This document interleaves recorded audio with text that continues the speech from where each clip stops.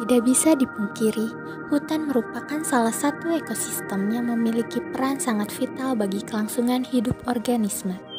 Peran hutan antara lain sebagai tempat cadangan air hingga sebagai paru-paru dunia. Hutan memiliki kemampuan untuk melepaskan oksigen, sebuah zat yang dibutuhkan oleh semua makhluk hidup. Indonesia merupakan salah satu negara yang memiliki kawasan hutan tropis terbesar di dunia. Indonesia menempati posisi ketiga setelah Brazil dan Kongo. Hutan tropis Indonesia sebagian besar ada di wilayah Kalimantan, dengan bentuk hutan rawa gambut.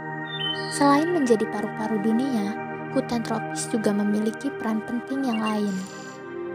Hutan tropis mampu mencegah erosi tanah dan mengurangi risiko bencana alam seperti tanah longsor, banjir, gelombang tsunami, hingga badai. Tidak hanya itu, hutan tropis juga berperan dalam menyerap, membersihkan, dan mendaur ulang air tawar dengan menangkap curah hujan. Hutan Indonesia menyimpan berbagai macam flora dan fauna. Menurut WWF, keanekaragaman hayati yang terkandung di hutan Indonesia meliputi 12% spesies mamalia dunia, 7,3% spesies reptil dan amfibi, serta 17% lainnya spesies burung dari seluruh dunia. Spesies tersebut belum termasuk spesies yang belum ditemukan. Bahkan Indonesia dijuluki sebagai paru-paru dunia. Sayangnya, hutan Indonesia tidak selalu berkembang dalam keadaan baik. Kerusakan hutan menjadi isu yang selalu muncul setiap tahunnya.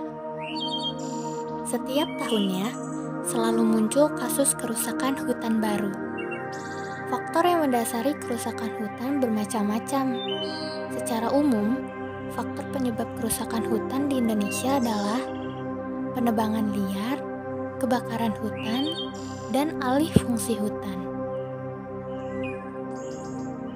Penebangan liar secara ilegal di suatu kawasan hutan dapat menurunkan dan mengubah fungsi hutan.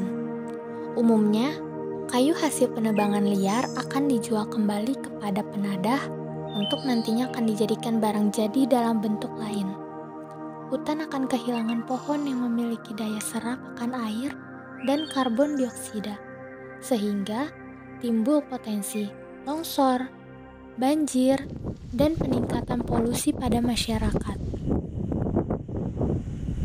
Kebakaran hutan dipengaruhi faktor iklim dan kesengajaan.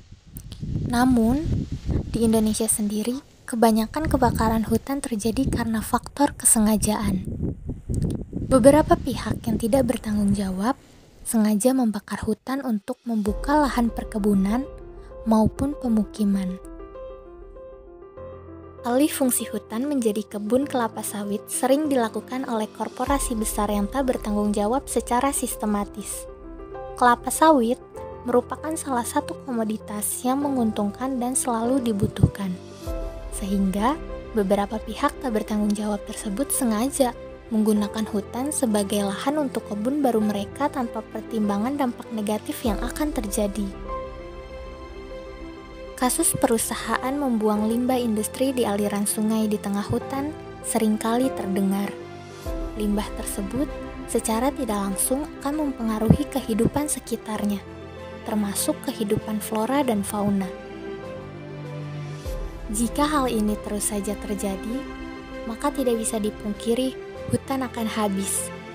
Flora dan fauna yang ada di hutan akan punah, dan kita juga sebagai manusia akan mendapat dampaknya. Mari kita lestarikan hutan. Dengan kita melestarikan hutan, ketika itu juga kita menyembuhkan bumi dan kita menyembuhkan diri kita sendiri. Terima kasih.